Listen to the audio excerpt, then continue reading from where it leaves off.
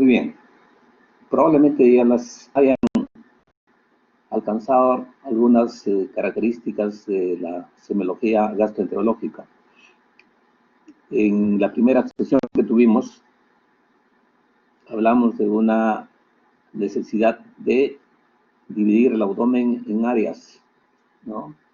Esta división en áreas tiene mucha importancia porque de alguna manera nos puede ir señalando el órgano comprometido.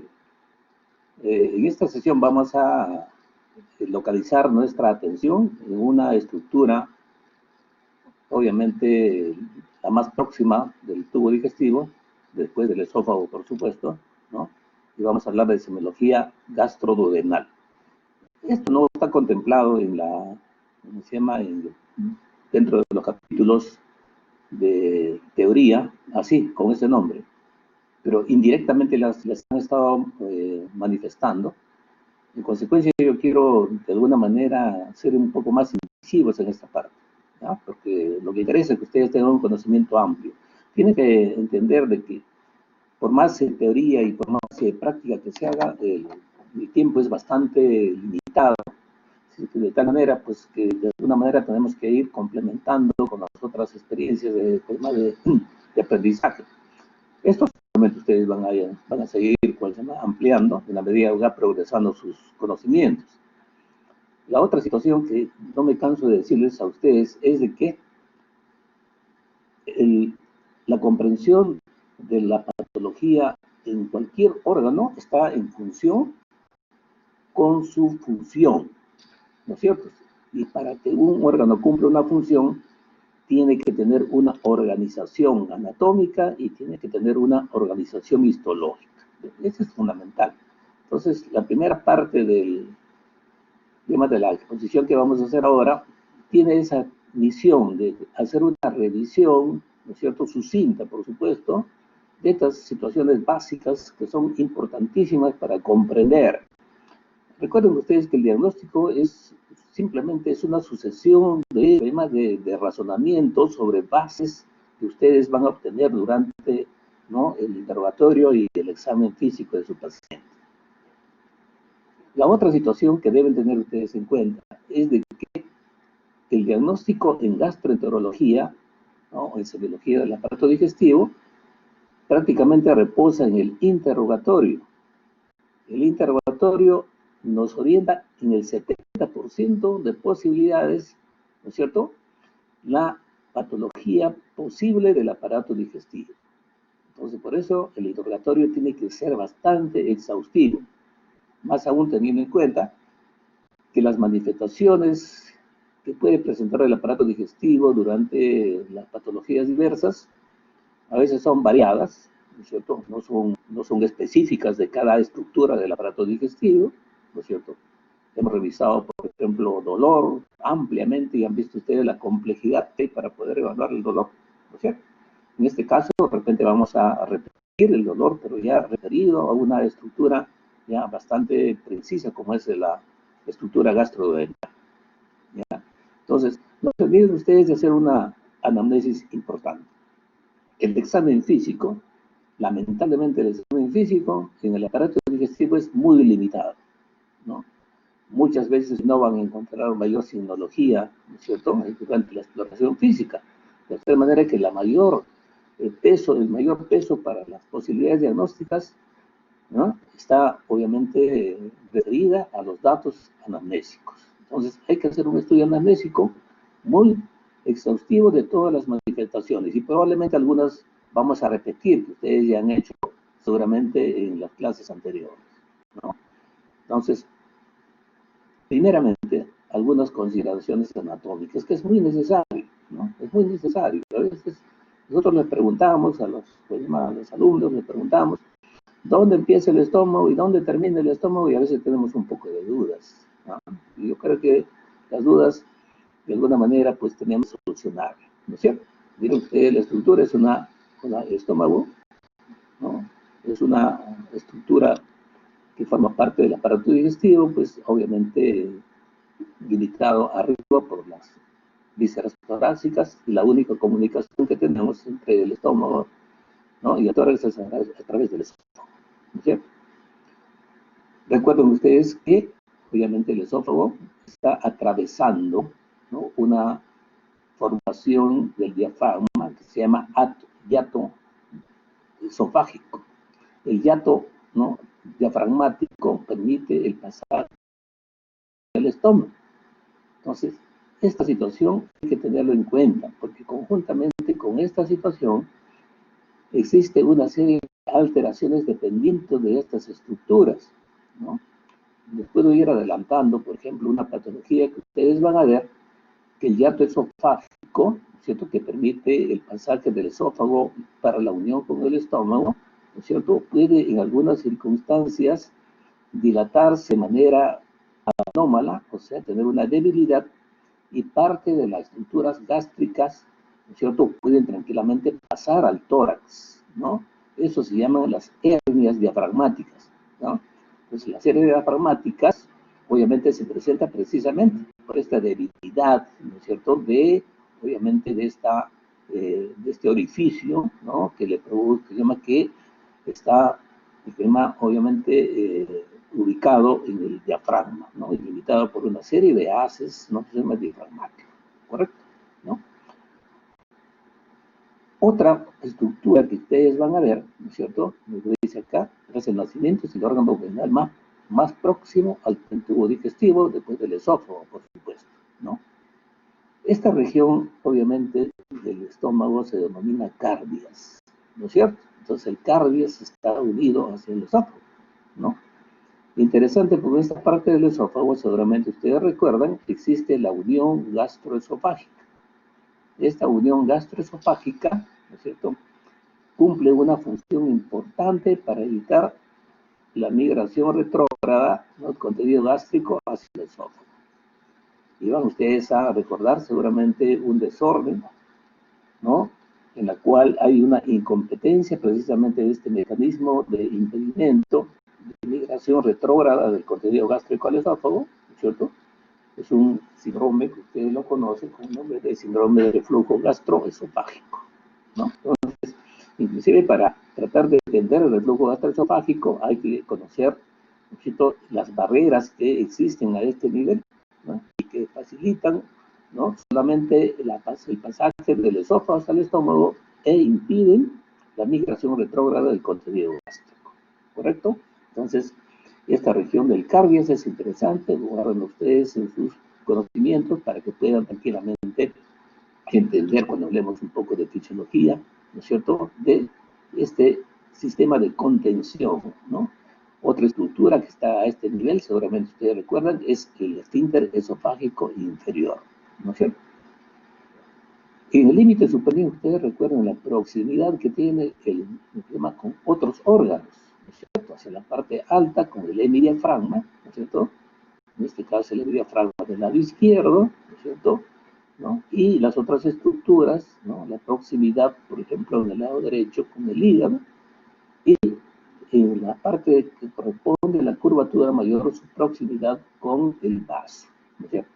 Entonces, en el sentido distal, también recuerdan ustedes que la estructura más distal del esófago, del estómago, es el antropíloro. El antropíloro, en última instancia, el píloro está determinando, ¿no es cierto?, la parte final, ¿no es cierto?, del estómago, ¿no?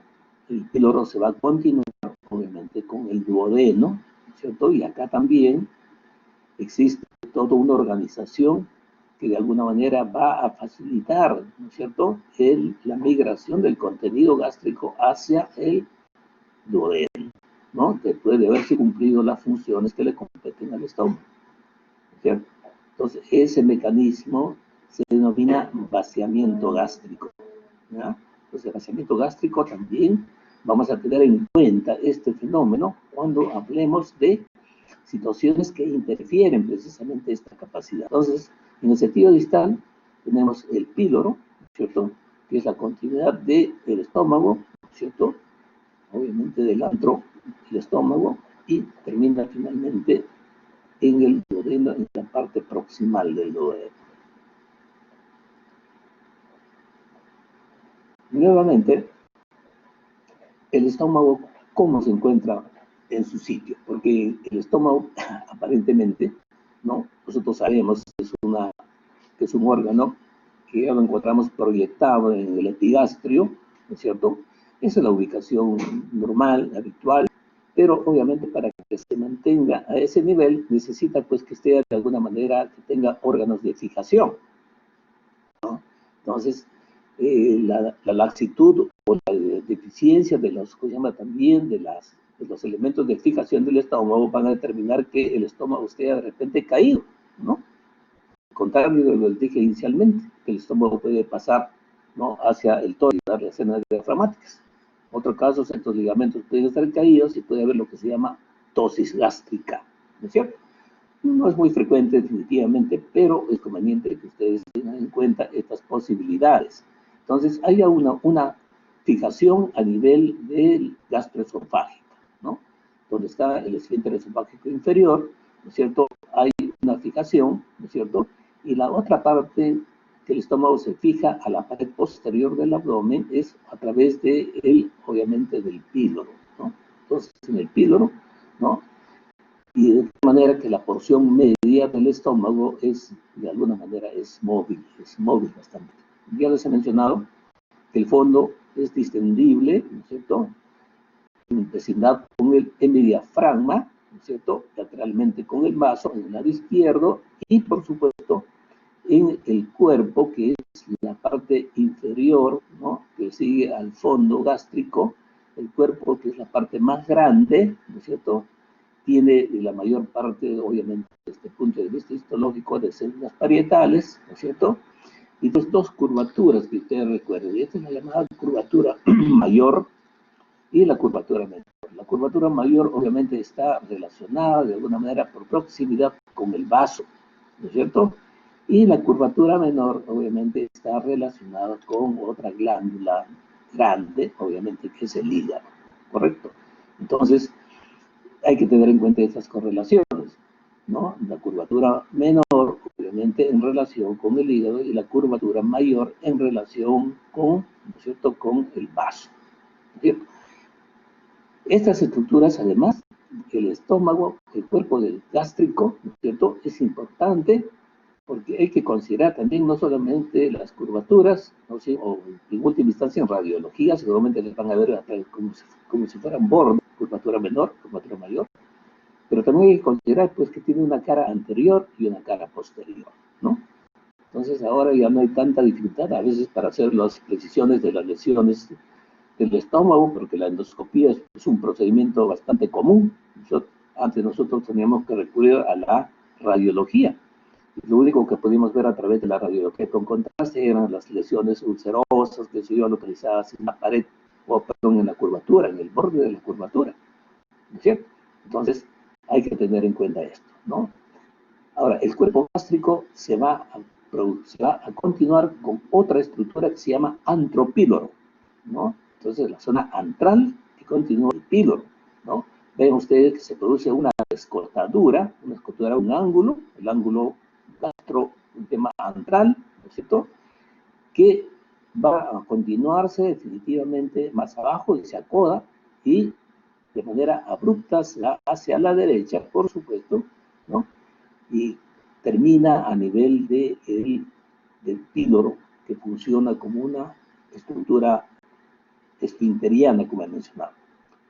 Otra estructura que es conveniente que ustedes conozcan es este ángulo, ¿no es cierto?, de desembocadura del esófago con el estómago. Eso se llama el ángulo de His, ¿ya? Entonces recuerden ustedes que la desembocadura del esófago no es en la parte alta, sino es en la parte lateral y forma un ángulo. Este ángulo también constituye un elemento importante en la participación como mecanismo antirreflujo, ¿no? Va a haber situaciones en las cuales, obviamente, les hablaba de las hernias diafragmáticas.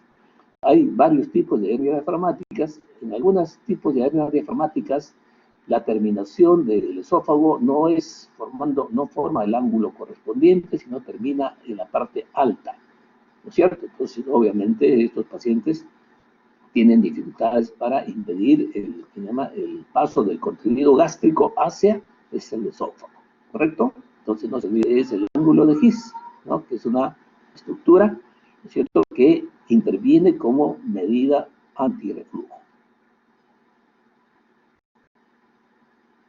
Bueno, la mayor parte del estómago obviamente está localizada en el nivel del epigastrio, ¿no es cierto? No se olviden ustedes las correlaciones, ¿no es cierto? En la parte lateral izquierda, ¿no es cierto?, ¿no?, está cubierta por una parte del estómago, perdón, del tema del hígado, ¿no? Se llama la lengüeta hepática. Ustedes analizan o exploran ustedes el epigastrio, por supuesto, el órgano representativo del epigastrio es el estómago, pero está atravesando el epigastrio, está una parte del hígado, ¿no?, que se llama, obviamente, la llamada lengüeta hepática, ¿no? Entonces, hay que tener también en cuenta estas situaciones, ¿no? Por otro lado, el segmento lateral izquierdo del hígado, ¿no?, cubre una parte anterior, como hemos mencionado, esta parte que he mencionado, disculpe que esté repitiendo, ¿no es cierto? El hemidiafragma, el tórax y la pared abdominal van a delimitar el resto del abdomen, ¿no? Hacia abajo, no se olviden ustedes, el estómago, miren ustedes cómo está pegado al colon, ¿no? Está pegado al colon, ¿correcto? Al colon transverso, por supuesto, ¿no? Al vaso del lado izquierdo, que ven ustedes acá, ¿no es cierto?, y en la parte derecha a la parte que corresponde al lóbulo caudado del hígado, ¿no? ¿Ya? Esto es importante cuando ustedes, por ejemplo, tienen ustedes un paciente con una neoplasia gástrica, que es una patología frecuentísima. Miren ustedes la extensión de la neoplasia de manera local, miren ustedes, por vecindad puede originar este tipo de coima de compromiso. Igualmente, patología del tumoral del hígado puede comprimir, precisamente por vecindad, puede comprimir el atropino. Entonces, por eso yo me tomo estos momentos para que ustedes tengan en cuenta, ¿no es cierto?, las correlaciones y puedan de alguna manera deducir, ¿no?, las variantes, las variaciones de todas las manifestaciones de compresión, ¿no?, o de obstrucción de esta parte importante del aparato digestivo, ¿no? El otro lado, obviamente, hay que tener en cuenta que está relacionado con los pilares diafragmáticos y la presencia, pues, de los nervios y los vasos retroperitoneales están pasando, obviamente, la parte posterior. Esta unión esofágica, ¿no?, inferior, ¿no es cierto?, es importantísima, ¿no? Entonces, recuerden ustedes que seguramente en el esófago les han hablado de la unión esofágica superior. La unión esofágica superior, que está en el límite del esófago con la orofaringe, ¿no es cierto? Entonces, no tiene la calidad de un esófago, de un esfínter propiamente dicho, desde el punto de vista estructural. Sí tiene algo de función, ¿no?, pero no tiene la fuerza y la capacidad, ¿no?, que tiene el esfínter esofágico y la unión esofágica inferior. En esta unión esofágica inferior, obviamente, que se encuentra ligeramente entre 2 y 3 centímetros por debajo del hiato esofágico, ¿no es cierto?, y que de manera, práctica, está en un plano más o menos que cruza la séptima articulación condroesternal, ¿no? Y si comparamos con el plano de la unión, o perdón, del plano duodenal o del píloro, obviamente se encuentra ligeramente, casi paralelo, una ligera disminución, ¿no? De una ligera diferencia en cuanto a la ubicación desde el punto de vista del plano, ¿no? No se olviden ustedes el ligamento gastrocólico que une la curvatura mayor, ¿no es cierto?, a la proximidad, ¿no?, al vaso, que es su estructura, ¿no?, visceral más próxima. La otra cosa que yo les dije a ustedes, que el estómago no solamente tiene una estructura anatómica para su función, sino también la parte histológica tiene que adaptarse a las funciones del estómago. Una función del estómago seguramente que ustedes recuerdan es la producción de ácido, ¿no es cierto?, para los mecanismos de digestión. Y entonces, el estómago tiene que estar, obviamente, estructurado histológicamente desde este punto de vista. tiene que tener estructuras que resistan, ¿no es cierto?, a este medio ácido interesante, ¿no es cierto? El pH promedio del estómago es aproximadamente de 5.5 de pH, ¿no es cierto? Si esto lo comparamos con el pH del esófago, el pH del esófago es más o menos 7. Entonces ya ustedes pueden imaginarse en los mecanismos o en los síndromes de reflujo gastroesofágico, ¿no?, la migración de este contenido ácido hacia el esófago, obviamente encuentra estructuras que no están preparadas precisamente para estar expuestas a un medio ácido, ¿no?, y van a originar pues problemas inflamatorios. Una característica o una consecuencia del reflujo gastroesofágico, ¿cierto?, sobre el esófago son las inflamaciones, las esofagitis de diverso grado que seguramente les han mencionado, ¿no es cierto? Entonces la esofagitis en el reflujo gastroesofágico es un hecho que se produce precisamente por el contacto del contenido ácido del estómago, ¿no es cierto?, con el esófago, cuya mucosa pues no está preparada para, obviamente, exponerse a un medio ácido. Recuerden ustedes que el epitelio del esófago es un epitelio plano, poliestratificado, de tal manera que cuando se expone a un medio ácido, obviamente se produce una reacción inflamatoria química, ¿no?, y el cuadro clínico que obviamente va a originar es una esofagitis. Y la esofagitis tiene pues un rango bastante amplio de presentación, desde una esofagitis aguda, ¿no?, y como los reflujos generalmente son crónicos, se producen inflamaciones crónicas de diversa naturaleza, y no es raro que el esófago puede tener inclusive ulceraciones, esofagitis ulcerativa. Y ustedes saben perfectamente, seguramente han hecho ustedes en el seminario de hemorragia digestiva alta, ¿no es cierto?, es una de las localizaciones, ¿no es cierto?, de procedencia de sangrado, ¿no?, las esofagitis, las ulceraciones esofágicas. Otra situación seguramente que les han mencionado es de que la exposición crónica, ¿no?, del epitelio esofágico al contenido ácido determina que la estructura tiene que defenderse y ocurre una alteración histológica.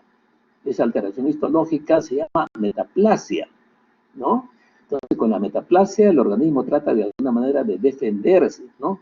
Entonces, ese epitelio plano es reemplazado por otro epitelio, ¿no es cierto?, columnar, que de alguna manera le da más resistencia, e inclusive puede llegar a conformar una estructura histológica que les han mencionado seguramente como esófago de Barrett o de Barrett, ¿no es cierto? Y el esófago de Barrett o de Barrett, ¿no es cierto?, puede ulcerarse, puede producir problemas de tipo de suboclusión esofágica, ¿no?, que seguramente el síndrome esofágico ha sido mencionado. Entonces, esto es importante entonces que recuerden ustedes, ¿no? Las estructuras, miren, del estómago, viendo de la parte externa, el revestimiento obviamente peritoneal, recuerden ustedes, pues ahí la serosa peritoneal está recubriendo, ¿no es cierto?, ¿no?, hacia todo el estómago. Después viene la capa muscular tiene obviamente tres, estructuras, pero la más importante, no la más importante, ¿no?, que hay que recordar es una capa muscular, obviamente de fibras circulares, ¿no?, fundamentalmente en la zona del andropíloro, ¿no es cierto?, que en el píloro, obviamente, pues este músculo funciona como un verdadero esfínter, el esfínter pilórico, ¿no? También, obviamente, tienen ustedes la capa muscular externa, que es longitudinal, ¿cierto?, y dentro de él, obviamente, importante, los plexos, obviamente, en este caso, el plexo de Auerbach, ¿no? Recuerden ustedes, siendo el estómago una víscera, ¿no?, conformada por músculo liso, obviamente debe tener de alguna manera también un movimiento, y los movimientos peristálticos, ¿no es cierto?, están en relación precisamente con la presencia de estos plexos, ¿no? Entonces, por debajo de la muscular está la musumusa, ¿no es cierto?, que tiene una serie de estructuras, ¿no es cierto?, ¿no? Tiene una serie de estructuras, a través de ellos se están pasando obviamente los vasos, los linfáticos, ¿no es cierto?, y también otro plexo importantísimo que interviene en la motilidad del estómago, que es el plexo de Meissner, ¿no? Y finalmente la mucosa, ¿no es cierto?, que tiene un epitelio columnar, ¿no es cierto?, que tiene una lámina propia, obviamente tiene capilares, tiene una serie de otras estructuras, vasos linfáticos, y configuran pues obviamente una glándula, una estructura glandular que es larga, miren ustedes, ¿no? Y con una serie de células, ¿no? Una serie de células, ¿no? Si bien es cierto, esta obviamente estructura está representada en todo el estómago, ¿no es cierto? Pero no es igual en todas las partes del estómago. Hay diferencias, ¿no? En cuanto a las características de estas estructuras en las diversas partes del estómago, lo vamos a ver. Pero miren ustedes, en las glándulas gástricas, obviamente miren cómo se distribuye, ¿no es cierto? Van a encontrar ustedes un epitelio cilíndrico, ¿no es cierto? Glandular cilíndrico, y las células obviamente encargadas de la secreción de los productos para la digestión, entre ellos obviamente la pepsina, ¿no? Y obviamente las células encargadas de la producción del ácido, ¿no? Clorhídrico, ¿no es cierto? Y también por las células correspondientes a la secreción de mucus. Pero igualmente también existen otras células interesantes, ¿no? Porque el estómago participa en la producción de sustancias que tienen función endocrina, ¿no es cierto?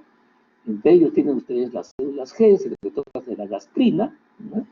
Las células B, secretoras de la somatostatina, y también las células argentafiles, que no están acá, que también obviamente producen otra serie de sustancias importantes en la fisiología del estómago, ¿no? Entonces, acá les he mencionado que esta estructura histológica, obviamente, básicamente es en todo el estómago, pero con algunas peculiaridades regionales. En el cardias, las glándulas son bastante ramificadas, ¿no es cierto? En el fondo, en el cuerpo gástrico, las glándulas son profundas, ¿no es cierto?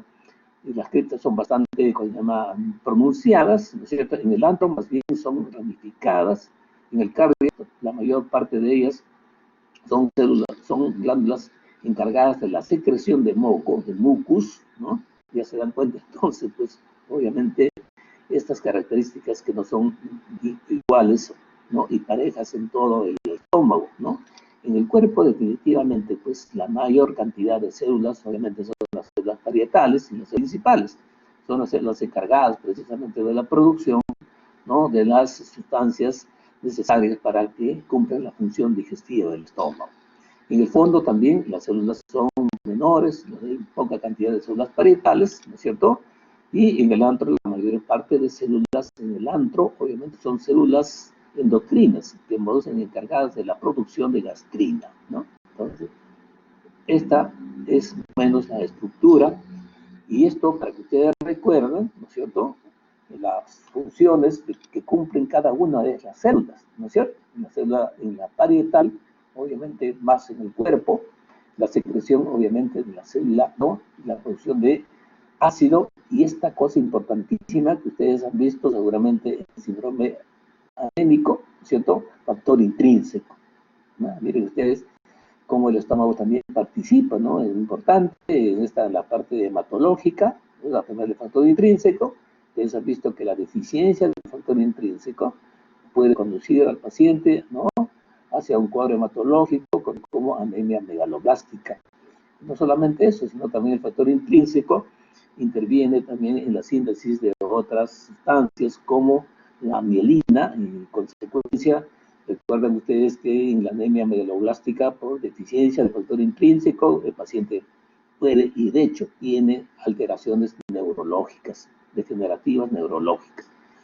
En la mucosa, obviamente las células mucosas son encargadas de la producción de mucus, ¿no es cierto?, tanto en el cuerpo como en el antro, ¿no es cierto? Y la mucosa, el mucus, obviamente, pues es un elemento defensivo de la mucosa, ¿no es cierto? Otra es la célula principal, ¿no es cierto?, más abundante en el cuerpo, encargada de la producción de pepsina, ¿no es cierto?, especialmente para la degradación de las proteínas, ¿no es cierto? Entonces hay también células epiteliales superficiales, ¿no es cierto?, otros mecanismos interesantes de contención, ¿no es cierto?, para evitar la lesión, obviamente por el ácido, es la producción de bicarbonato y de prostaglandinas, ¿no? Se sabe que hay producción de prostaglandinas. Y células enterocromafines, que no he mencionado anteriormente, pero hay unas células encargadas de la producción de histamina, la célula G de gastrina, y la D, ¿no?, y el antro de somatostatina, ¿no? Y existen otras otras células que no vamos a, que lo tiene acá para que ustedes revisen. Entonces, una célula interesante es la grelina. La grelina es una sustancia hormonal relacionada con la sensación de saciedad, ¿no? De saciedad, ¿no? Entonces, interesante todas estas estructuras, ¿no es cierto?, para que ustedes obviamente lo recuerden. Toda esta organización anatómica e histológica está hecha para que el estómago cumpla dos funciones fundamentales, ¿no es cierto?, desde el punto de vista gastrointestinal, ¿no? Uno de ellos, obviamente, es función, como dice acá, función de almacenamiento, ¿no? El alimento, obviamente, después de haber sido masticado y deglutido, pasa, obviamente, al estómago, ¿no? El estómago actúa como un órgano de recepción, y la capacidad de recepción del estómago, obviamente, es interesante, ¿no?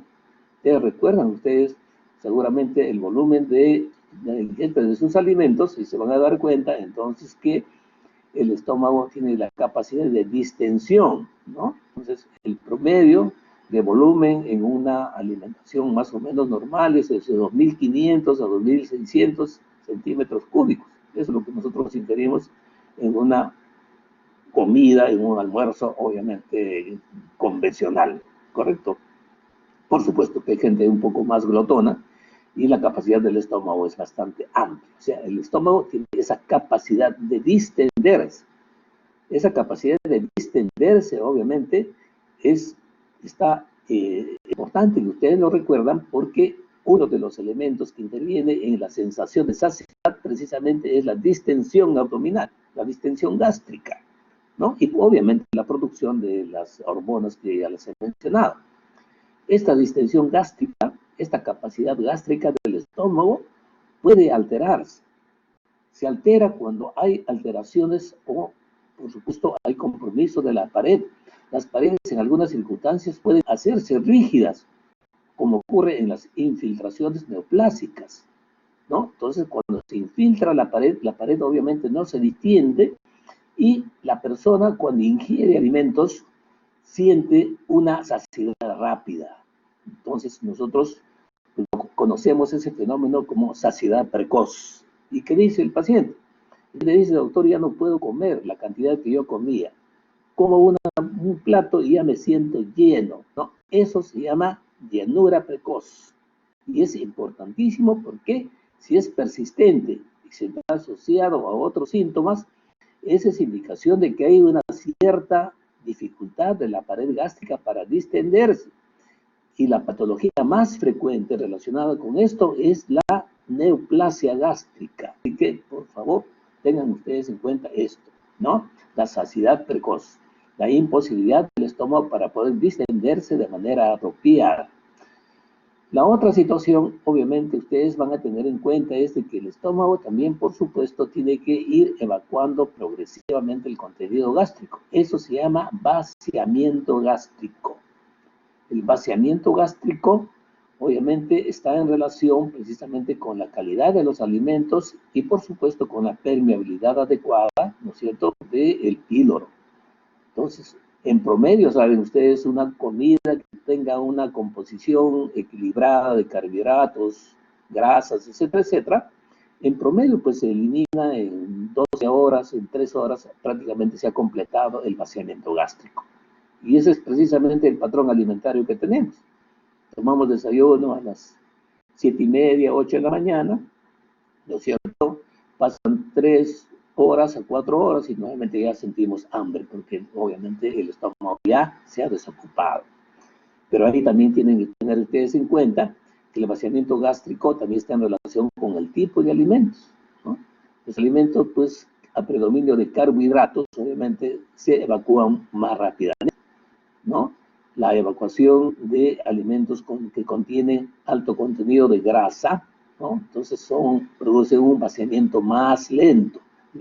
Todo esto tiene importancia, porque cuando nosotros hablamos de reflujo gástrico, precisamente vamos a tener que indicar a nuestro paciente que modifique sus dietas, que modifique su ritmo de alimentación y su horario de alimentación y la posición después de la alimentación. O sea, todo lo que les digo no es gratuito. Así que, por favor, yo sé que hay gente que se va, que se está yendo, etcétera, no sé. Bueno, es responsabilidad de cada uno de ustedes, ¿no? Entonces, Yo insisto en esto porque ya les manifiesto nuevamente, ¿ya? La mayor parte de la del diagnóstico gastronómico es interrogatorio. Y ustedes como médicos generales tienen que saber eso.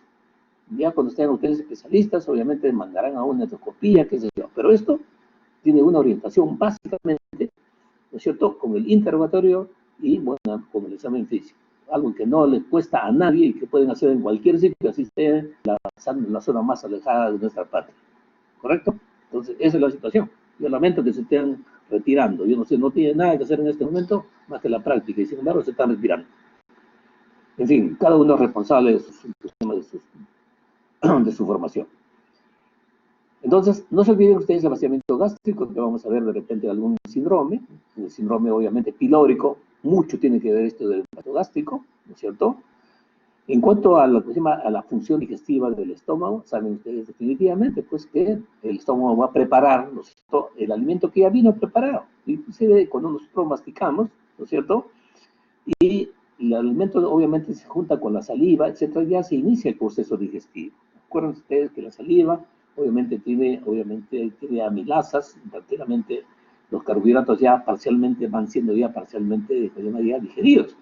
Entonces, cuando llega al estómago, obviamente pues, la situación es mucho más compleja, porque intervienen los elementos que ya hemos mencionado, ¿no?, el ácido clorhídrico, ¿no es cierto?, y la pepsina, que van a diagramar básicamente las proteínas, ¿no?, y van a preparar el bolo, ¿no es cierto?, para que pase ya de manera más refinada hacia el tracto digestivo, ¿no es cierto?, correspondiente en este caso de él, ¿no es cierto? Entonces, en este momento, obviamente, el bolo alimenticio preparado adecuadamente, ¿cierto?, pasa a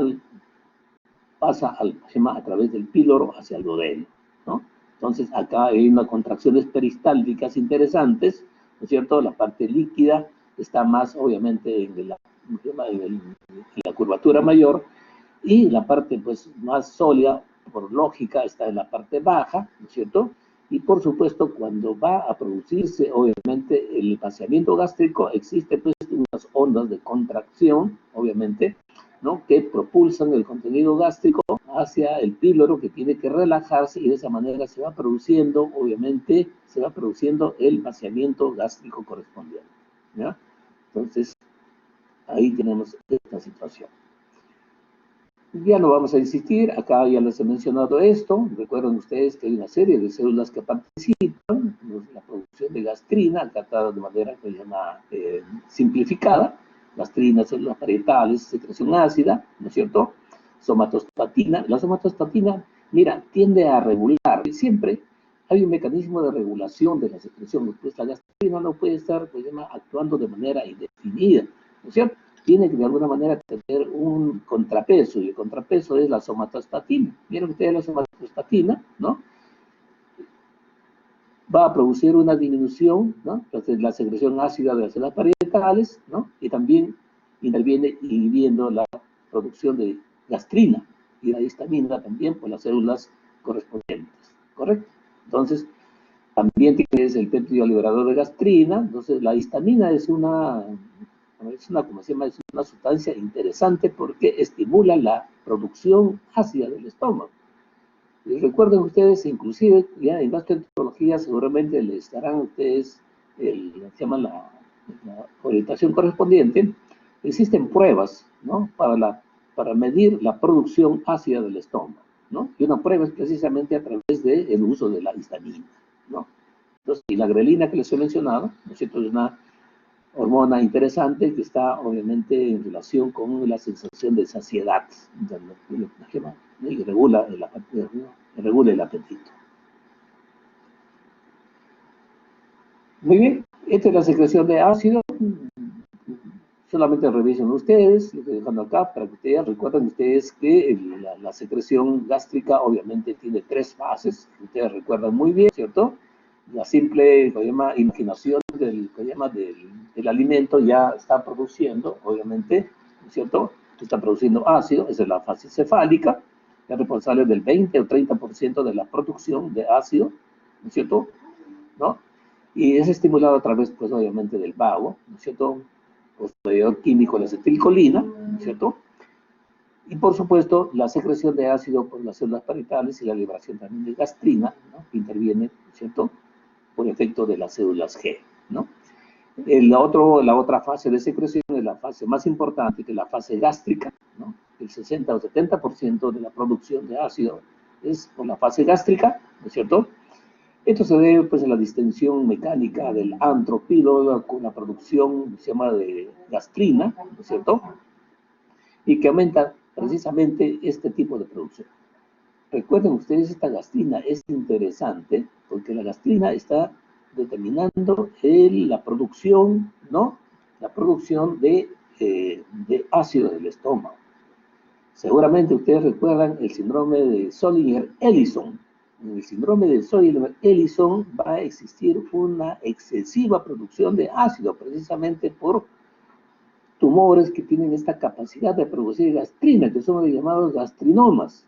Entonces, por eso les digo, la parte que yo les estoy mencionando no es una cosa que no tenga importancia, una importancia trascendental en la comprensión de lo que van a ustedes encontrar en la parte clínica, ¿no es cierto?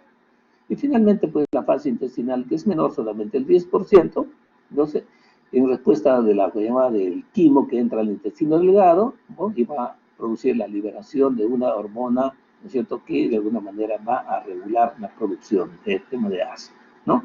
Estas son las tres fases, ¿no es cierto?, de producción de ácido. Ahora entremos en lo que ya les he mencionado, ¿no es cierto?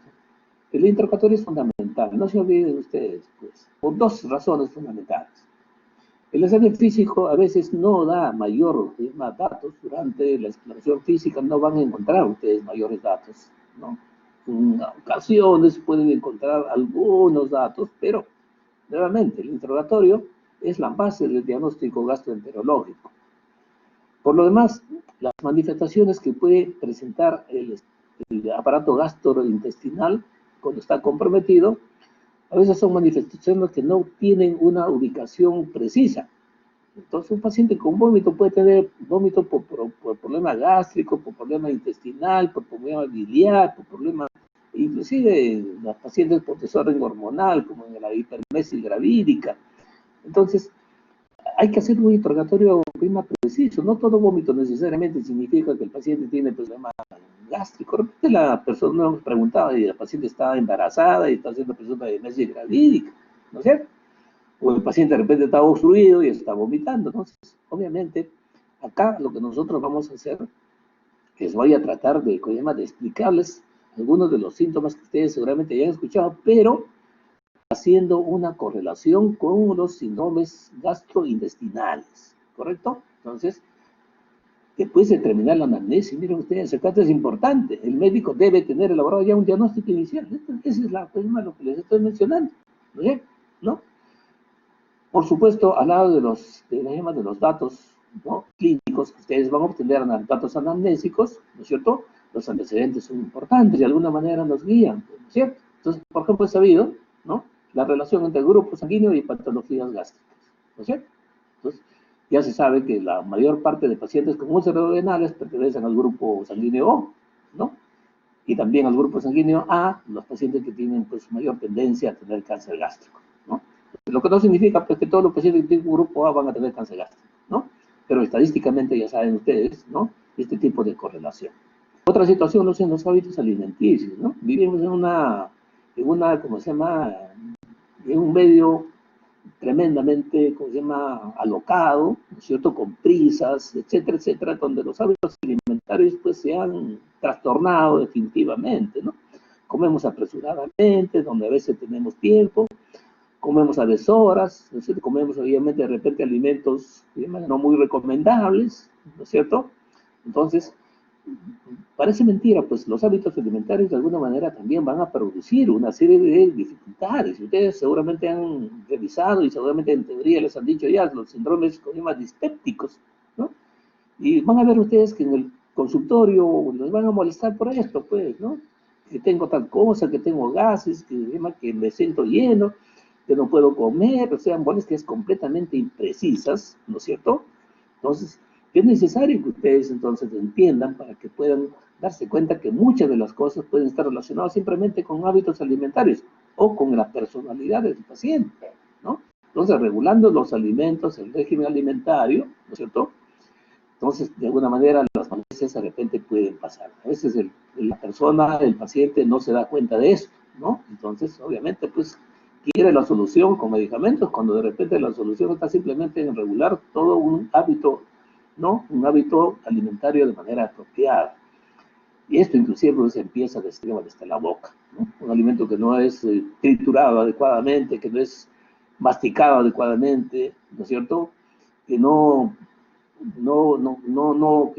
le dé el tiempo suficiente para que la saliva y los alimentos obviamente se mezclan de manera apropiada, ¿no es cierto? Entonces va a producir pues una serie de manifestaciones, ¿no? A veces los pacientes comen bocados grandes, ingieren líquidos inmediatos, o sea, el paciente no solamente deglute los alimentos, sino deglute también aire, y al final el paciente está con distensión abdominal, el paciente dice que tengo muchos gases, tengo eructos, ¿no? Entonces, y a veces solamente regulando ¿cómo se llama? Estos desórdenes, esta inconducta de la alimentación es suficiente para mejorar las manifestaciones del paciente, ¿no es cierto? Van a ver ustedes en los padecimientos gástricos, a veces el paciente tiene esas características, ¿no es cierto?, de un desorden en la alimentación. Por supuesto, los hábitos nocivos, ¿no?, fundamentales, ¿no es cierto? El hábito de fumar ya está definitivamente el tabaco relacionado con una serie de patologías, no solamente con patologías de tipo neoplásica. Un paciente que tiene un síndrome de flujo gastroesofágico, pues va a empeorar pues, cuando está expuesto al tabaco. Definitivamente hay que decirle, deje de fumar, señor, ¿no es cierto? Por supuesto, las alteraciones psíquicas repercuten. Digamos, sabemos perfectamente que los pacientes ulcerosos, los pacientes con gastritis, tienen un temperamento y una personalidad característica, ¿no es cierto? Y a veces es necesario calmar el clima, o modificar de alguna manera su conducta psíquica para poder mejorar las manifestaciones de tipo orgánicas. Muchas de las manifestaciones orgánicas digestivas tienen relación obviamente con desórdenes emocionales, ¿no? Entonces, hay que tener en cuenta ese tipo de cosas. Dolor abdominal lo hemos mencionado bastante, ¿no es cierto? Hemos hablado bastante de dolor abdominal agudo, pero miren ustedes, cuando hablamos del estómago, estas son las alternativas, las formas, los mecanismos mediante los cuales el estómago puede doler, ¿correcto? Primeramente, contractura. Si es una víscera hueca, obviamente puede haber un dolor tipo cólico por espasmo. Ahora, por supuesto, ese espasmo puede ser producido simplemente por una inflamación gástrica, ¿no es cierto? A veces una inflamación de una parte un poco más baja, depende del antro píloro, que puede tranquilamente tener un dolor tipo cólico, ¿no es cierto? Y más aún, realmente si existe obstrucción. Y la obstrucción obviamente va a existir precisamente en este tracto de salida. El tracto antropilórico, que es donde obviamente se va a producir la mayor parte de obstrucciones desde el punto de vista del estómago, ¿no? Por eso nos hemos demorado un poco para que vean ustedes las características anatómicas del estómago. Pero el estómago también puede producirse dolor por estimulación o por irritación de la serosa peritoneal, ¿no? Entonces, la serosa peritoneal obviamente puede irritarse, como ocurre en las complicaciones de la úlcera. La úlcera péptica puede perforarse, puede atravesar y obviamente producir una irritación química y por supuesto producir entonces, ¿no? Entonces a veces cuando estamos frente a un paciente con una úlcera péptica rebelde que no responde al tratamiento convencional, de repente pues el paciente está haciendo de repente no una perforación, porque la perforación es un cuadro abdominal agudo, ya les mencionamos el dolor abdominal agudo, ya dijimos la perforación de víscera hueca, en este caso da un cuadro abdominal agudo, pero a veces hay perforaciones crónicas que se llaman, más que perforación, se llama penetración, especialmente con úlceras en la cara posterior del estómago, ¿no es cierto? Que penetran, ¿no es cierto?, sin aperturarse la cavidad peritoneal, ¿no? Fundamentalmente eso obviamente queda bloqueado a nivel de la cabeza del páncreas, ¿no es cierto? Y obviamente produce pues dolor de diferente magnitud, ¿no es cierto?, por irritación de la serosa peritoneal.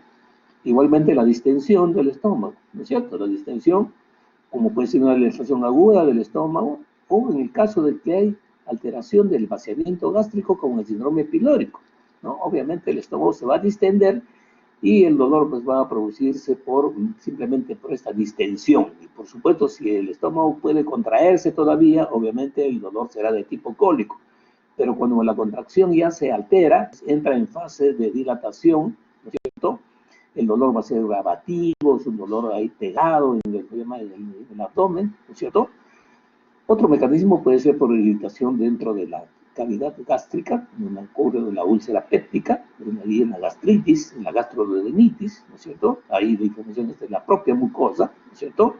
Y por supuesto, en el bloqueo o en la interrupción de la circulación, la isquemia también produce, obviamente. Este es un poco raro, el pólvulo del estómago es raro, ¿no es cierto? La hernia diafragmática, como les he mencionado, puede tranquilamente producir no solamente el pasaje de la víscera, sino obviamente la víscera jala el meso, y el meso pues está obviamente, en el meso están transcurriendo obviamente las arterias y las venas obviamente correspondientes, y si la obstrucción o el anillo es bastante cerrado, tranquilamente puede interferir con la circulación y producir entonces un problema de isquemia. Esto ocurre en el módulo del estómago. En cuanto al tipo de dolor, ¿no es cierto? Acá estamos haciendo una revisión semiológica del dolor porque es la forma más común de presentación de los cuadros digestivos, en este caso del estómago y duodeno.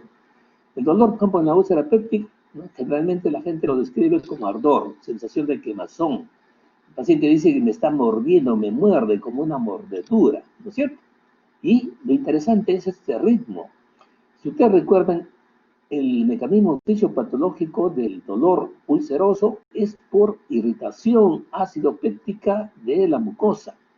De tal manera entonces que cuando la pepsina está libre, como ocurre en los estados de ayuno, cuando el paciente recién se despierta en la mañana, o cuando ya se ha producido el vaciamiento gástrico, entonces en esos momentos obviamente la sensación de dolor es más intensa en la úlcera péptica. El paciente obviamente come, ¿y qué hace el alimento? El alimento actúa como una especie de buffer, diluye un poco el ácido y obviamente el dolor de alguna manera se alivia. Y esto lo conocen precisamente los ulcerosos. Cuando tienen un poco de dolor, obviamente comen algún alimento, toman algún líquido y obviamente el dolor de alguna manera disminuye. Entonces por eso dice, el dolor de la úlcera péptica tiene ritmo. Tiene ritmo. El ritmo del dolor es una característica que se ha mencionado de la presentación del dolor en relación con el día, con lo que ocurre en el día. El ulceroso amanece con dolor, ingiere los alimentos, le calma el dolor, 11, 12 del día, vuelve el dolor, ingiere los alimentos y el almuerzo, le calma el dolor, y de esa manera se va repitiendo, ¿no es cierto? Esa es la forma típica, clásica, de una úlcera no complicada, ritmo del dolor. En la gastritis, que es otra patología frecuentísima que les van a molestar a ustedes, el dolor pues obviamente es referido como ardor, quemazón, ¿no es cierto?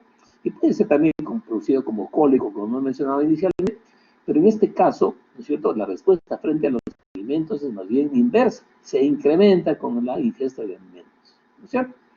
Especialmente, por supuesto, los irritantes, ¿no?, los cítricos, los condimentos, el café, obviamente, y algunos medicamentos que puede tranquilamente ingerir el paciente, produce incremento de la molestia, ¿no? A diferencia de la úlcera, que es una característica que sería para diferenciar entre una gastritis de una úlcera, ¿no? En ocasiones, pues la gastritis puede presentar un dolor abdominal tipo hincada, ¿no es cierto? Pero, ¿no es cierto?, las características pueden ser a veces tan, inespecíficas o que pueden tranquilamente confundirnos con patología biliar o patología hepática, ¿no? Entonces, nuevamente, el interrogatorio completo nos hará la posibilidad de poder hacer una orientación correspondiente. En cuanto a la duda, por supuesto, el dolor cólico es pasajero, dependiendo de la causa, la etiología, ¿no es cierto? En cambio, el dolor ulceroso tiene una duración que es limitada, ¿no es cierto? Y por supuesto, la relación que hemos mencionado con los alimentos y también con ingesta de alcalinos, ¿no? Entonces, a veces los pacientes dicen, pues yo como tomo un vaso de leche y me pasa, ¿no es cierto? O a veces como un helado y me pasa, ¿no? Y los pacientes llegan a identificar alimentos que de alguna manera les alivian, ¿no?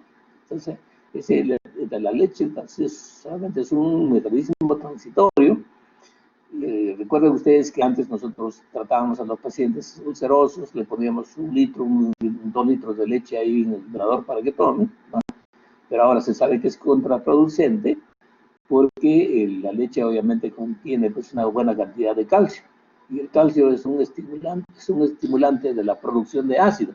Entonces obviamente ahora ya no se propone, ya no se le, ¿cómo se llama? No se le da como tratamiento pues que quiera leche como antes hacían, ¿cierto?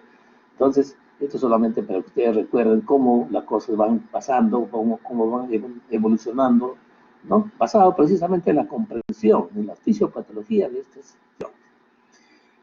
Otra patología que ustedes van a encontrar en el estómago, obviamente, la metastasis. Por supuesto, como son estas lesiones que están, obviamente, presentes durante mucho tiempo y que van evolucionando, por supuesto, el dolor es gravativo, el dolor es prolongado, obviamente, por la naturaleza de la enfermedad. En las úlceras duodenales, por supuesto, hay penetración, ya se ha mencionado, es una complicación, el dolor, pues, obviamente, va a modificarse, va a ser continuo, ¿no es cierto? Y a veces el paciente, obviamente, siente una irradiación del dolor, ¿no es cierto?, hacia la parte posterior, hacia la espalda, hacia la zona dorsal baja, ¿no es cierto? Y en las situaciones, obviamente, como unas úlceras bastante severas, en las que se llama crisis ulcerosa, el dolor pues, puede ser producido, obviamente, ¿no es cierto?, de manera persiste a pesar del tratamiento, ¿no? Vean ustedes las variaciones de la presentación del dolor. Pero, para que ustedes recuerden definitivamente, el dolor ulceroso obviamente tiene una duración limitada y cede con la ingesta de alimentos. ¿Sí? Eso es lo que tienen que ver. Y se presenta de manera, periódica, ¿no es cierto? Eso se llama el ritmo de dolor relacionado con los alimentos, y periódica, que van a ver más adelante, porque el periodo de presentación puede presentarse durante un mes, mes y medio, de repente desaparece y vuelve a presentar nuevamente los 4, 5, 6 meses después, ¿correcto? En cuanto a la propagación del dolor, generalmente la úlcera péptica no se propaga, eso sí hay que decirles. En el caso de que haya irritación peritoneal, obviamente podría haber, como he dicho, en el caso de la penetración de la úlcera hacia la cara posterior, el dolor podría obviamente irradiarse hacia la base del pulmón, a la espalda, ¿no es cierto? Excepcionalmente, los dolores de la úlcera, cuando están relacionados en la curvatura menor, pueden propagarse hacia el hipocondrio derecho y al hombro, ¿no? Eso ocurre en las úlceras pilóricas y las duodenales, ¿cierto? Y por supuesto hay que hacer el diagnóstico diferencial correspondiente, pero generalmente el dolor no es, o la irradiación no es característica, y tan es así, especialmente en el dolor de la úlcera duodenal, ¿no? El paciente localiza el dolor con un dedo en el epigastrio, ¿no? Entonces el dolor es bien localizado, ¿no? Eso los libros lo conocen como medallón ulceroso, a diferencia del paciente que tiene dolor en la gastritis. Cuando un paciente tiene una gastritis, generalmente el dolor, el paciente lo refiere con toda la palma de la mano, se agarra todo el epigastrio. En cambio, con la úlcera, a veces tiene la capacidad de con un dedo decir dónde le está doliendo, ¿no es cierto? Nuevamente, eso se llama medallón ulceroso. Podría ser otra diferencia, ¿no es cierto?, entre un dolor producido por, ¿no?, por una gastritis, una gastroenteritis, o ser producida por una úlcera péptica, ¿correcto? ¿No? Entonces, las úlceras de cara posterior y pequeña, curvatura, vecinas a las cardias, pueden presentar propagación torácica al brazo izquierdo, ¿no? Esto es interesante. Entonces, a veces en los diagnósticos diferenciales, como ustedes saben perfectamente, hay que tener en cuenta otras, como ocurre, ¿no?, con la angina. La relación con la comida ya nos mencionamos, ¿no es cierto? El ritmo de 3 o 4 tiempos de la úlcera gástrica, la úlcera duodenal igualmente, ¿no es cierto? Y en la gástrica, al contrario, les he mencionado que la ingesta de comida de inmediato produce dolor, ¿no es cierto? ¿No es cierto? Más bien el contrario de lo que he mencionado en relación con los alimentos. El dolor nocturno, ¿no?, o el dolor en ayuno, que como les he mencionado, teniendo en cuenta la fisiopatología, es más frecuente en la úlcera, o sea, con el estómago está vacío, obviamente el ácido péptico actúa sobre la mucosa y ulcerada, y obviamente el paciente tiene dolor, ¿no es cierto? El dolor continuo y progresivo, obviamente que no tiene relación con las comidas, puede ocurrir en las neoplasias, ¿no es cierto?, y cuando se complican, obviamente, las úlceras, ¿no es cierto?, como lo dije anteriormente. En cuanto a la evolución, la péptica, como les he mencionado, tiene una evaluación típicamente de una periodicidad anual. Esto se llama periodicidad, ¿ya? El otro, no confundan ustedes el ritmo. El ritmo son las variaciones del dolor en el día, en este caso relacionado con los alimentos. En cambio, la periodicidad del dolor es la variación en el curso del tema de los días o de los meses. Y eso se ha visto, que las crisis dolorosas, aparte, tienen un ritmo que van entre más o menos 15 a 30 días, como les he mencionado, y que a veces remiten espontáneamente, ¿no es cierto? Y se presenta más adelante un nuevo brote, a veces relacionado con situaciones de tensión emocional, etcétera, etcétera, ¿cierto? Eso es lo que se llama la periodicidad del dolor de tipo úlcera. Los factores que lo incrementan, que lo mejoran o empeoran, ya ustedes pueden deducir, la úlcera péptica ya mencionado, con los alimentos alcalinos, en el síndrome piloico, en el cual hay una obstrucción del drenaje, obviamente el dolor cede más bien cuando el paciente vomita, ¿sí? ¿No? La dieta inadecuada, el estrés emocional, obviamente, pues va a originar los problemas a nivel del paciente con síndrome ulceroso. Y también una situación interesante, se ve que cuando el paciente tiene una gastritis, cuando el paciente está en decúbito dorsal, se agrava. Entonces, un paciente con gastritis generalmente se inclina hacia adelante, ¿no? Entonces, inversamente, dice, la posición de pie y al caminar va a facilitar la mejoría de molestias de los pacientes, inclusive cuando el paciente tiene hernias traumáticas, obviamente por efecto de la gravedad, ¿no? Acá están los diagnósticos diferenciales que hay que tener en cuenta, ¿no sé? Con una anamnesis adecuada y un examen físico apropiado, pueden tranquilamente tener. Acá les quiero presentar a ustedes, ¿no?, un síndrome muy frecuente que van a encontrar ustedes de lesión, obviamente, de la mucosa gástrica. Estamos hablando de la úlcera péptica. Hay que tener en cuenta que, en última instancia, la úlcera péptica, ¿no es cierto?, es producto de la acción ácido péptica sobre la mucosa gástrica. Por supuesto, la mucosa gástrica debe tener algún factor condicionante o agravante, ¿no?, que pueden tranquilamente originar lesión, ¿no? Recuerden ustedes que la úlcera, por definición, es una lesión que compromete la mucosa y la submucosa, ¿no? Entonces, compromete todo el espesor de la mucosa. Esa es una úlcera, ¿no es cierto? Entonces, hay factores que ustedes van a tener que descubrir en la historia clínica del paciente, como son, obviamente, factores exógenos que pueden incrementar, como los AINES, el alcohol. Los AINES está demostrado que producen alteraciones en la replicación celular del estómago. Recuerden que los AINES intervienen, pues, de alguna manera modificando el metabolismo de las prostaglandinas. Y hay prostaglandinas protectoras en el estómago.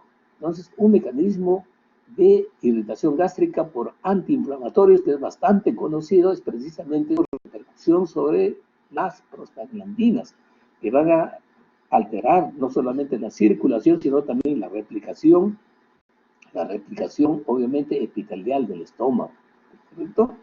Igualmente ocurren otros factores, miren ustedes, hablamos del estómago que se lesiona por el ácido, pero el estómago, porque está preparado a un medio ácido, también obviamente puede sufrir cuando hay un reflujo de contenido biliar hacia el estómago, ¿no? Entonces, a veces en estos casos, el coenzima del píloro no es competente y obviamente permite el reflujo de contenido biliar que es alcalino hacia obviamente el estómago, y por supuesto esto puede tranquilamente producir también una inflamación por alcalino. Miren ustedes, ¿no?, que les he mencionado cómo las estructuras están preparadas para los ambientes en donde van a cumplir su función, ¿no?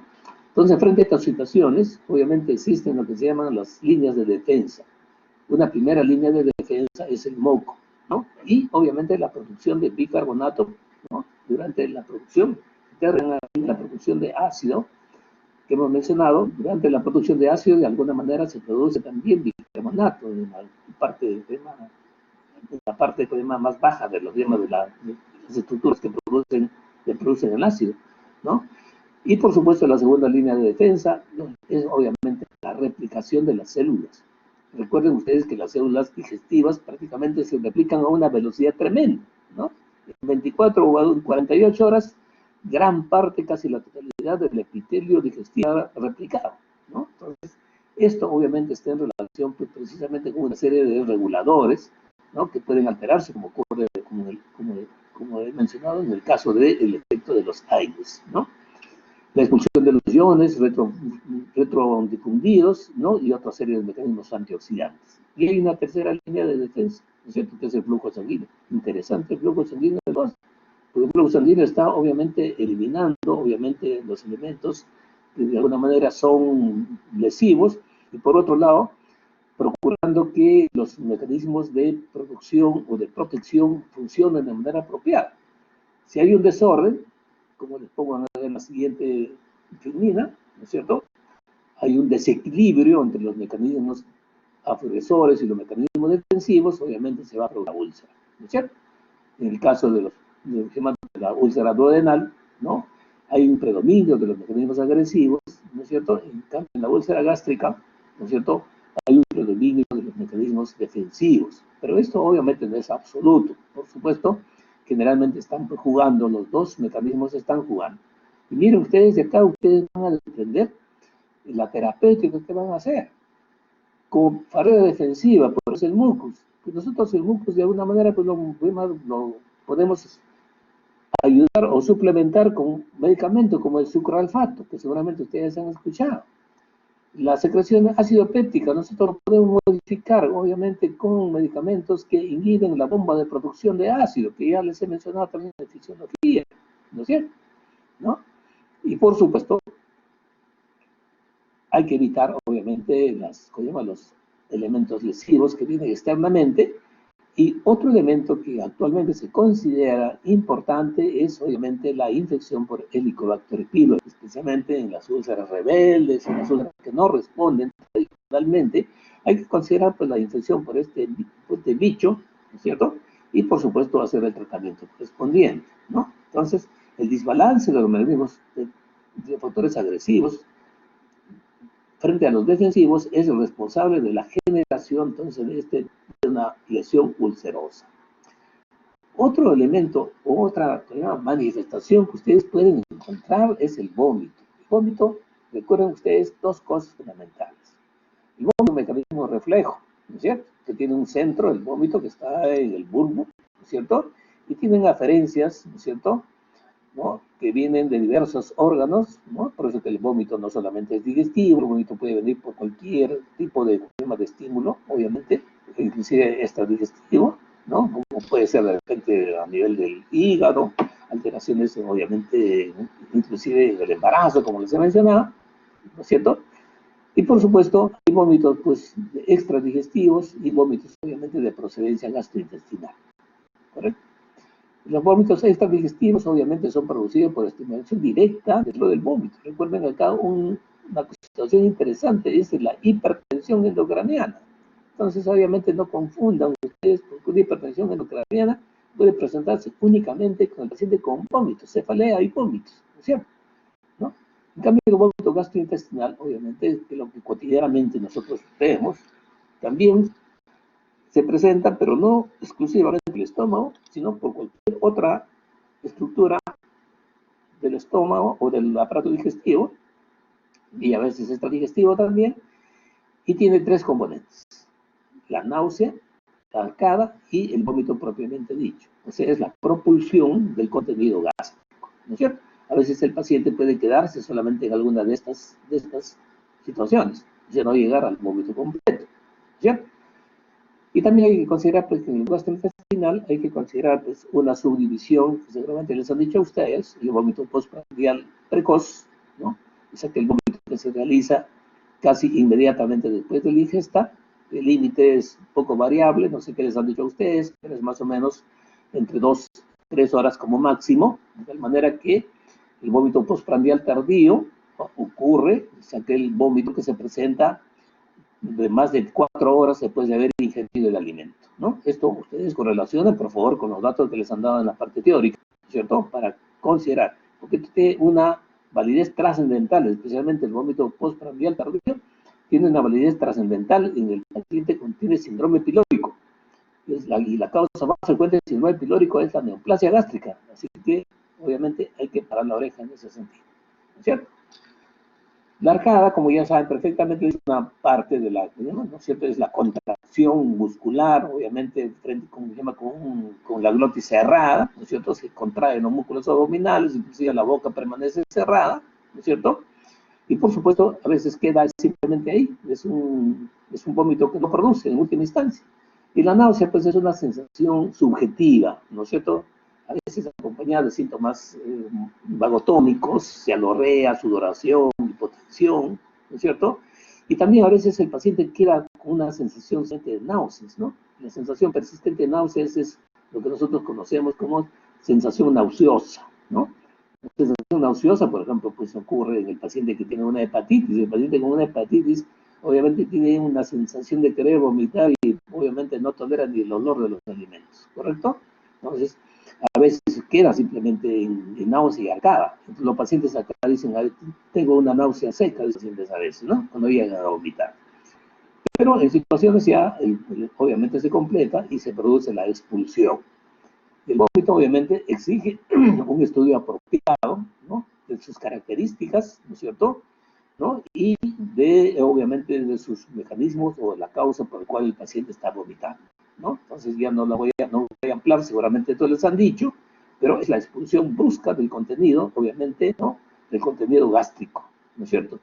Por supuesto, para eso tiene que haber una contracción, especialmente del antropilo, ¿no es cierto? Y relajación de la parte alta, relajación del del esófago, del esfínter esofágico interior, y contracción de la prensa diafragmática para que pueda de alguna manera propulsarse, ¿no es cierto?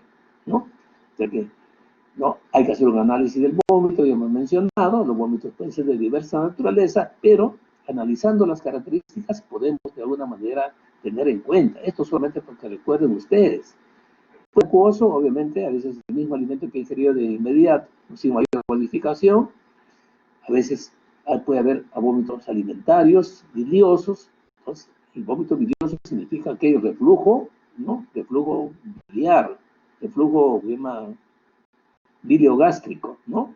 Los vómitos porráceos, que seguramente les han dicho a ustedes, es muy llamativo y sugiere la presencia de sangre digerida, ¿no es cierto? De sangre digerida, ¿no es cierto?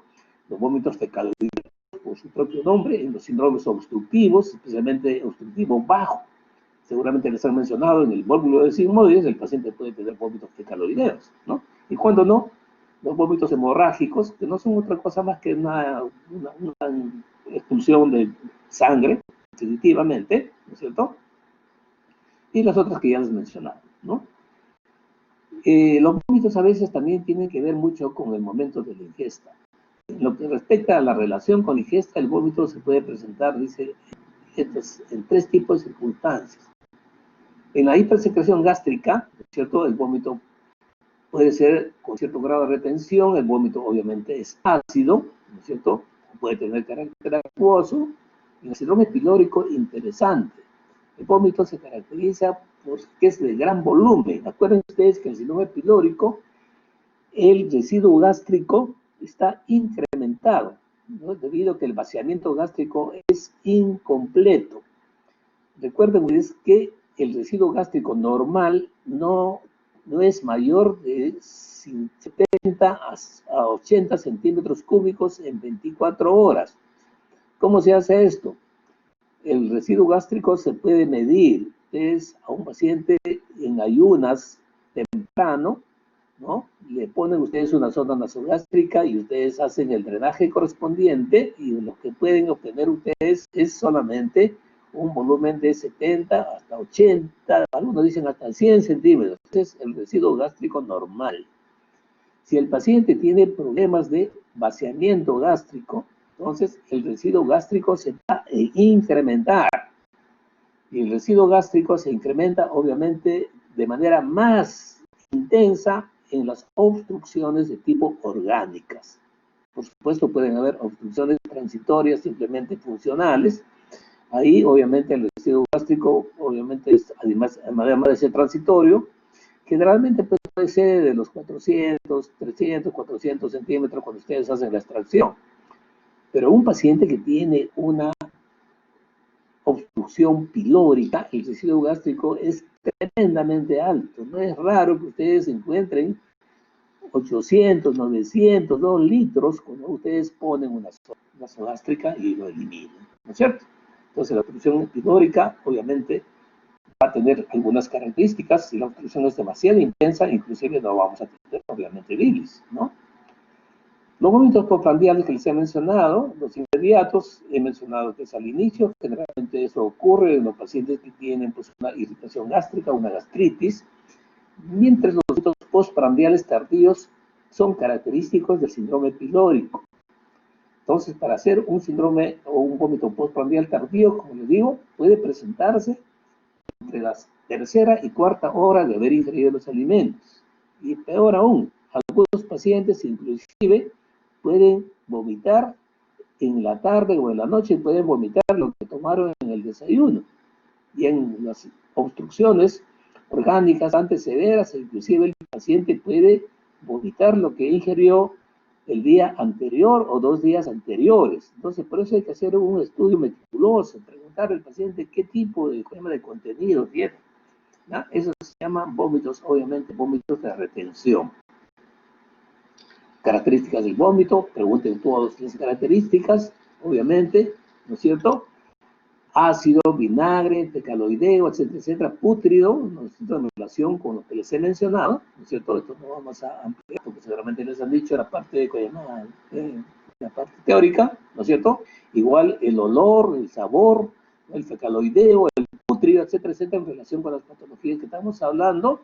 Matutinos, generalmente en el primer trimestre de la gestación, acuérdense ustedes, el postprandial precoz en la gastritis o en las úlceras a veces, el postprandial tardío, no se olviden ustedes, es llamado vómito también tardío o retencionista, ¿no? Dice acá más de entre 3 y 10 horas, ¿no es cierto? Después de haber ingerido un alimento, ¿no?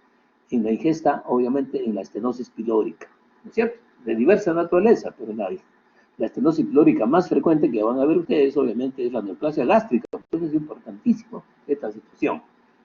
Igualmente también el problema de relación con el día, con el tiempo de evolución, pueden tener este tipo de alteraciones, ¿no? Pero no se olviden ustedes hacer un estudio meticuloso, obviamente, de las características. Otra molestia que seguramente ustedes han escuchado es la pirosis, la sensación de ardor retroesternal, ¿no es cierto? ¿No? Que esta pirosis va a incrementarse inclusive con el decúbito, ¿no es cierto? Y cualquier situación que produce una presión intraabdominal, ¿no es cierto? Entonces, esta es una molestia que van a presentar ustedes en el reflujo gastroesofágico. Ya les mencioné que es uno de los síndromes que hemos incluido dentro de la presentación de estos síndromes gastroduodenales. Entonces, obviamente, esta sensación de pirosis retroesternal, obviamente está en relación precisamente con el reflujo gastroesofágico, ¿no es cierto? Y también puede presentarse a veces de manera esporádica, ¿no es cierto?, en algunos pacientes, ¿no es cierto?, especialmente con hipersecreción, pueden presentarse, ¿no es cierto?, transitoriamente. Pero un paciente que tiene reflujo gastroesofágico, obviamente, pues la situación a veces es prolongada, ¿no es cierto?, ocurre precisamente en el eje, enfermedad reflujo gastroesofágico. Ya les hemos hablado de la dispepsia, no vamos a insistir más sobre esto, cómo pueden estar incluidos dentro de estos. A veces los pacientes vienen una y otra vez, obviamente, y es un dolor de cabeza para el médico, tratando de absorber a veces esta sensación de disconfort abdominal, de meteorismo, de eructos. El paciente está muy mortificado, inclusive sus esfuerzos para poder eliminar, más bien incrementan sus bestias, y realmente es un problema a veces manejar este tipo de pacientes, ¿no? Entonces, igualmente el eructo, ¿no es cierto?, la aerofagia, el eructo es la propulsión, obviamente, de aire, ¿no es cierto?, ¿no?, del estómago hacia el medio exterior, ¿no? Esto generalmente ocurre, pues, en los pacientes a veces de manera voluntaria, porque los pacientes tienen aerofagia, ¿no? Como se ha mencionado, los pacientes que ingieren alimentos, obviamente, con demasiada prisa, con líquidos, etcétera. Entonces, y pacientes muy preocupados, porque un paciente que tiene eructo no pasa nada, absolutamente, pero pacientes que son muy preocupados, pues entonces un eructo les llama la atención y están que incomodan en la consulta, ¿no? Y eso a veces está relacionado precisamente con la aerofagia, ¿no? Esa desorden que tienen los pacientes de ingerir aire, ¿no es cierto?, a veces en el esfuerzo de eliminar el aire, ingieren más aire, entonces se produce un desbalance, ¿no es cierto?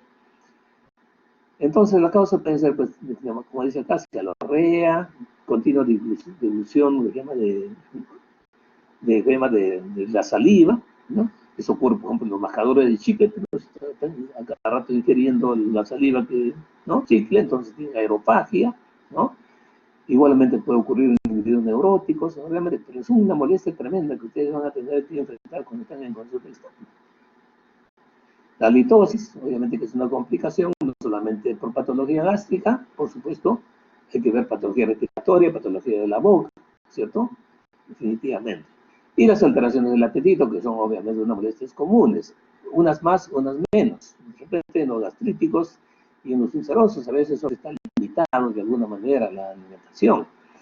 A veces en los pacientes con úlceras más bien puede estar incrementado, porque saben perfectamente ellos que la ingesta de alimentos de alguna manera les alivia, ¿no? Entonces pueden ingerir alimentos de manera repetitiva, ¿no es cierto? Por supuesto no llega pues a producir cuadros de obesidad ni nada por el estilo, porque el biotipo de un paciente gastrítico ulceroso generalmente es un paciente longilíneo, delgado, ¿no es cierto? Introvertido, ¿no es cierto? Esto es interesante que les he mencionado la saciedad precoz, ¿ya? Debido a la incapacidad del estómago para poder distenderse, y eso se debe generalmente a pacientes porque tienen infiltración de las paredes por una neoplasia gástrica.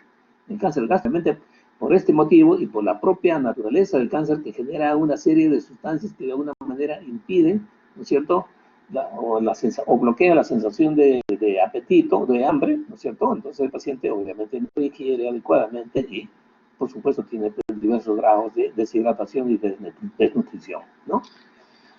Acá el síndrome pilórico que ya lo hemos mencionado más o menos, ¿no es cierto? Las causas del síndrome pilórico, pero no se olviden, ¿no?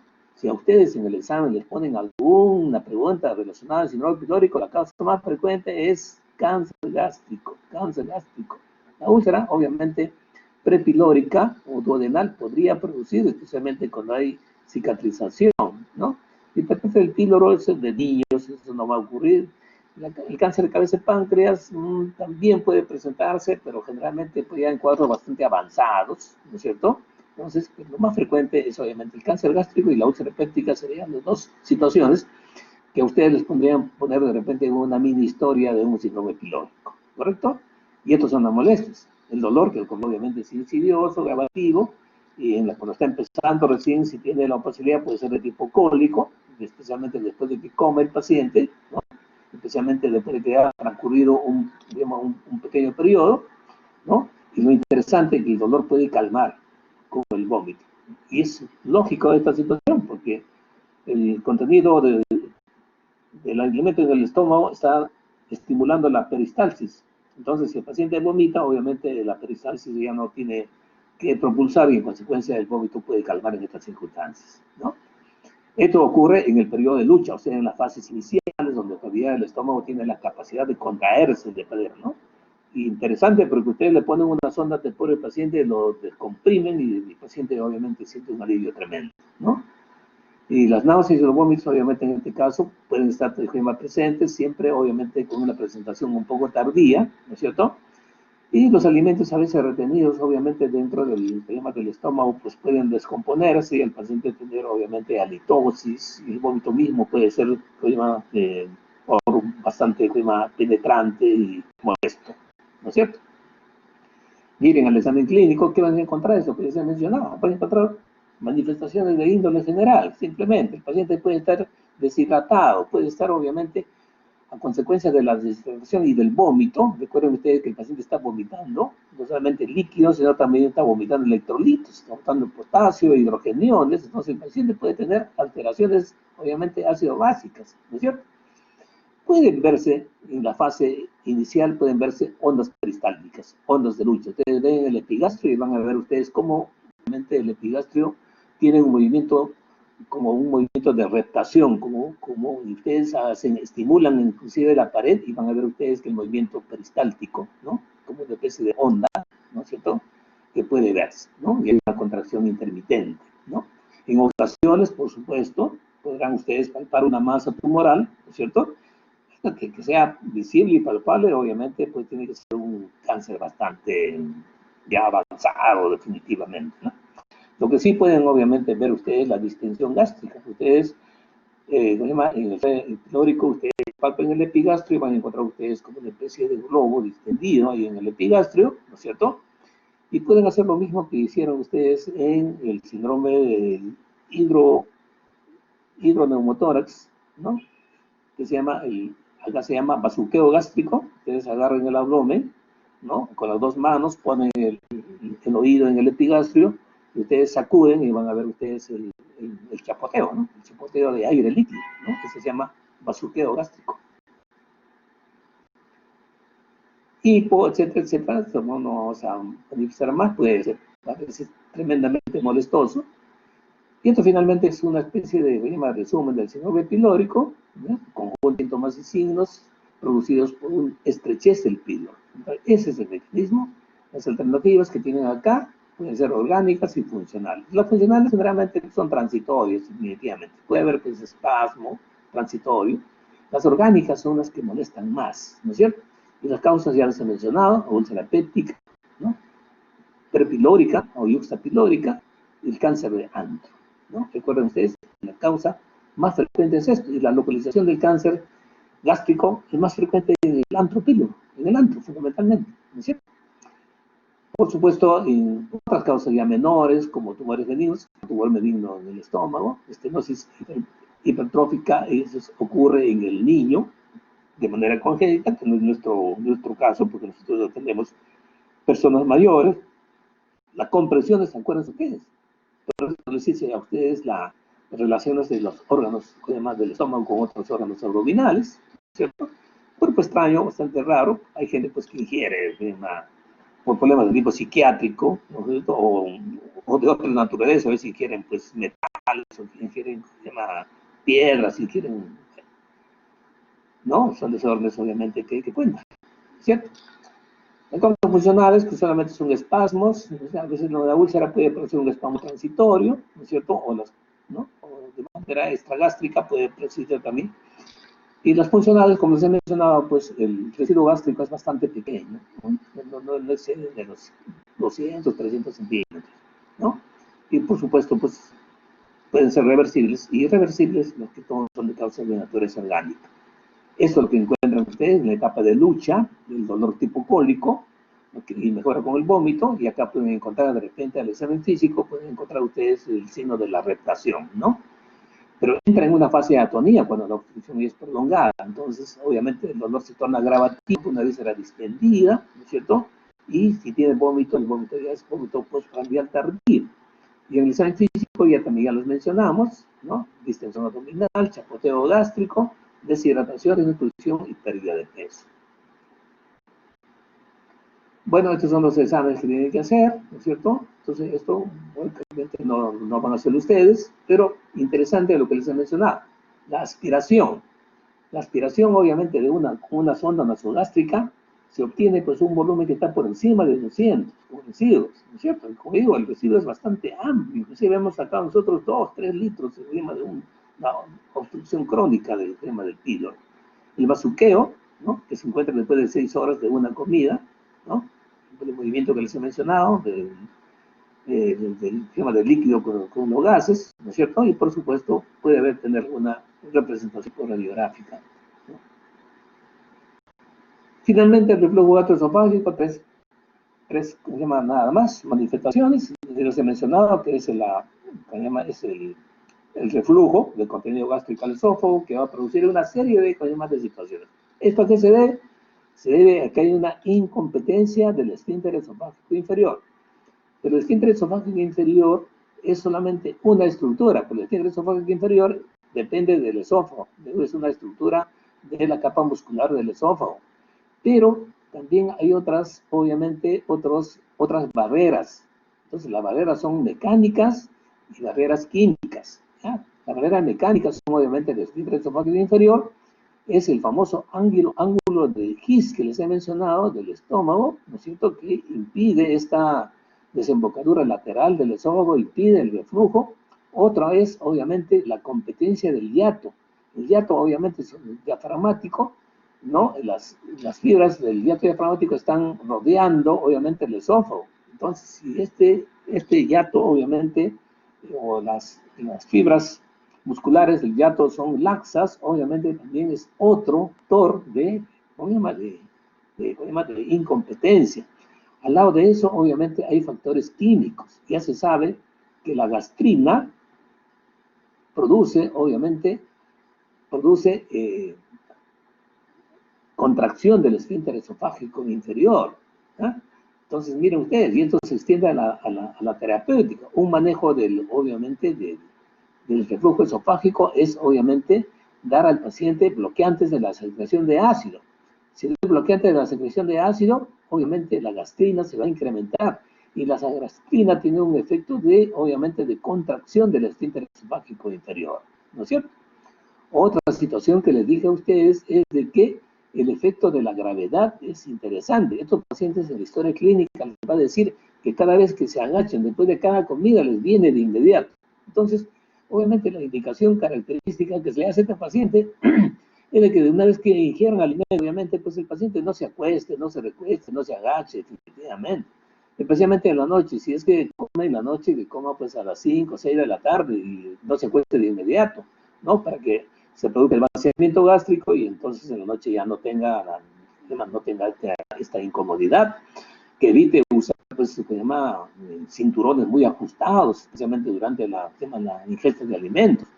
Hay algunos alimentos que producen relajación del esfínter, obviamente van a ver ustedes, ya les dije, el tabaco, el café, el chocolate, las grasas en general.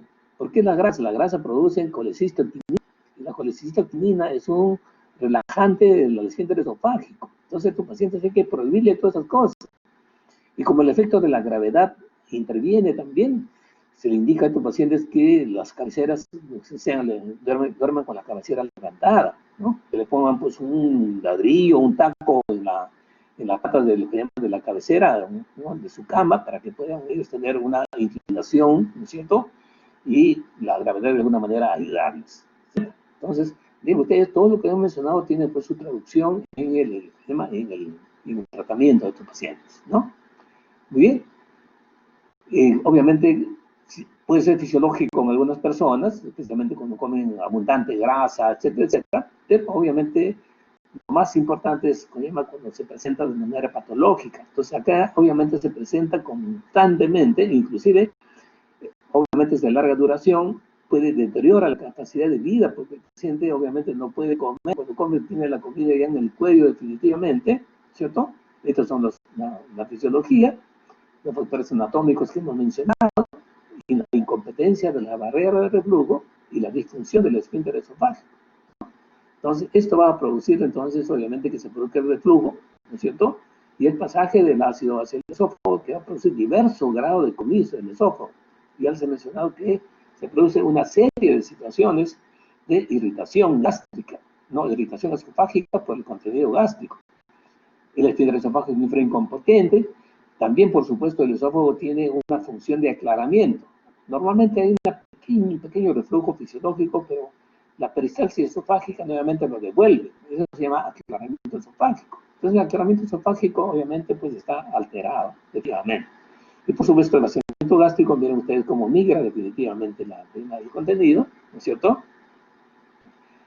Hay un retraso en el vaciamiento gástrico, los reflejos neuronales de protección están incrementados, ya les he mencionado, ¿no es cierto? Y por supuesto, se produce una serie de manifestaciones, no solamente clínicas, sino también alteraciones anatomopatológicas. Estos son los síndromes que se pueden presentar, ¿no es cierto? Síndromes sintomáticos, como el reflujo gastroesofágico, con dolor torácico por reflujo. Acuérdense que esto inclusive puede ser motivo de confusión, ¿no es cierto?, con los síndromes coronarios, ¿no? Con síndrome coronario. Hay síndrome de lesión de mucosa, miren ustedes, ya mencionado, esofagitis, estenosis, uno de Barth, inclusive puede haber transformación en adenocarcinoma en los pacientes obviamente que tienen una regurgitación de manera crónica. Y también hay síndromes extraesofágicos que les mencioné a ustedes en el capítulo de aparato respiratorio, ¿no es cierto? Los pacientes van a tener, obviamente, el reflujo puede producir manifestaciones de laringitis crónica, faringitis crónica, ¿no es cierto? Espasmo bronquial, el asma por reflujo. Y pueden haber, obviamente, una serie de otras alteraciones, inclusive el paciente puede tener, pues, mayor frecuencia de bronquitis, inclusive pueden hacer hasta bronquiectasis, ¿no es cierto? Faringitis, sinusitis, fibrosis pulmonar, ¿cierto? Pueden tranquilamente ser manifestaciones de una distensión o de una relajación o una incompetencia del esfínter esofágico y inferior. Bueno, chicos, esto es la información. Si tienen ustedes alguna pregunta, encantado. Aunque esto es bastante amplio, complementar solamente con lo que les han dicho en la parte teórica. ¿Ya? No sé si tienen alguna pregunta, si no, estamos por terminada la sesión hoy día en la mañana. Doctor, una consulta. Dime. En la presión intraabdominal, la que lo ejerce son los órganos, ¿verdad? Claro. Recuérdate que el esófago tiene el mismo efecto de la presión negativa, pleural y todo esto, ¿no es cierto? En cambio, el estómago tiene presión positiva. Por eso que, obviamente, la tendencia es de que el contenido gástrico de alguna manera vaya al esófago. Pero para eso tenemos los mecanismos de contención. Y esos son los que fallan precisamente. Claro, lo que pasa es que en teoría dijeron que la calasia, en la calasia va a aumentar la presión intraabdominal. Ya. La calasia es diferente, como llama Álvaro. La calasia es un desorden motor del esófago, no del estómago. Claro, Inclusive, no, sí, del sí, solo esófago, que estaba tratando de entender muy bien el concepto, por eso le dije con respecto al estómago, pero, o sea, mi pregunta iba por la calasia. ya, ya. Y te vas a dar cuenta que la galaxia es por alteración de los plexos, ¿no? De los plexos de Meissner, etc. Y la dilatación está por encima del esfínter esofágico inferior. Y tan es así que seguramente en radiología les han dicho a ustedes, cuando ven ustedes una radiología de un paciente con galaxia, van a ver en la parte final, van a ver un estrechamiento en punta de lápiz. ¿No es cierto? Eso lo dijeron. El problema es el que llama de la parte motora del esófago, la parte distal. El esfínter esofágico se mantiene, no hay alteración del esfínter esofágico, ¿no? Y tal es así que el que llama el esófago se distiende, pues, en la calasia, ¿no? Se origina lo que se llama el megaesófago, ¿no? Y en la radiología contrastada ven ustedes un estrechamiento en la parte baja, un estrechamiento en punta de lápiz. Muy bien, Álvaro. Gracias, ¿Alguna doctor. otra pregunta? Muy bien. Muy bien, chicos. Cerramos la sesión. Yo les agradezco. Estaremos nuevamente en contacto en una próxima sesión con un cuadro clínico. Esta vez sí va a ser con un cuadro clínico. Muy bien. Gracias.